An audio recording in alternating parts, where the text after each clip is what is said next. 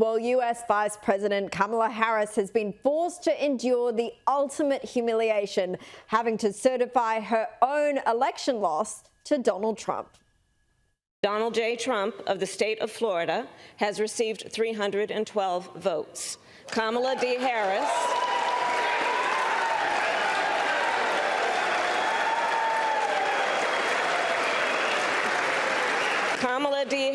of the state of California has received 226 votes.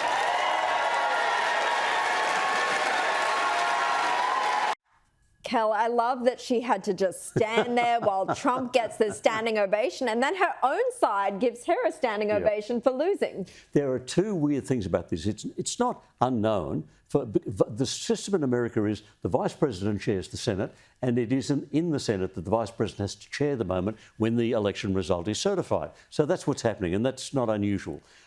It's happened twice before. In 2000, Al Gore had to certify that George W. Bush had beaten him, only by hanging chads, if you'll remember, in Florida. And earlier, back in 1960, Richard Nixon had to certify that John Kennedy had defeated him. So that had happened before. The weird thing was all the cheering, because there was a standing ovation from the Republican side of the House for Trump's win. That makes sense. Then there was a standing ovation for her loss from the Democrat side of the House. And you thought, what are you cheering? Weren't you listening to the numbers? The other weird moment was she walked out afterwards and she actually did quite a good line to the platitude, but a nice enough line to the waiting media about, this is about the peaceful transfer of power, and I'm part of the good guys because we don't do the January 6th stuff. Yes, of course.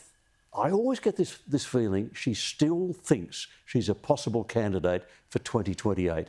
If that is what's going through her head, she is utterly delusional. But I think it is. And I looked at her today and I thought, you still think, you poor thing, you still think you're in there in 2028 with the chance. There's absolutely, she's offended the Democratic Party. She's offended a whole lot of the base. There's no way she's ever going to get another run at another senior political position.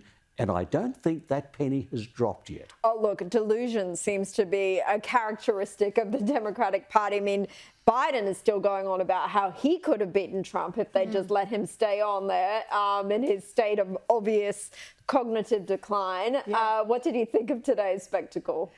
Well, I think Kamala talking about herself in the third person is very bizarre as well, the way she sort of confidently strode out there as well. But let's not forget, the night of the election when she lost, she wouldn't even go and see the party faithful. These were people who'd stayed up till 3 a.m. in the morning, and she was too cowardly to go and see them then and say, thank you for all your hard work, and yes, we've lost, but I really appreciate what you've done for me in the Democratic Party. There was none of that. So for her to turn around today and accept applause for losing, it's like a primary school version of getting a participation prize when she's lost the race, which she has done. So it's in fact, can I remind you, sore loser. In one of her videos that she put out on YouTube or Instagram, wherever she put it out, she actually said, we have not been defeated. You have not been defeated, she said to the viewers.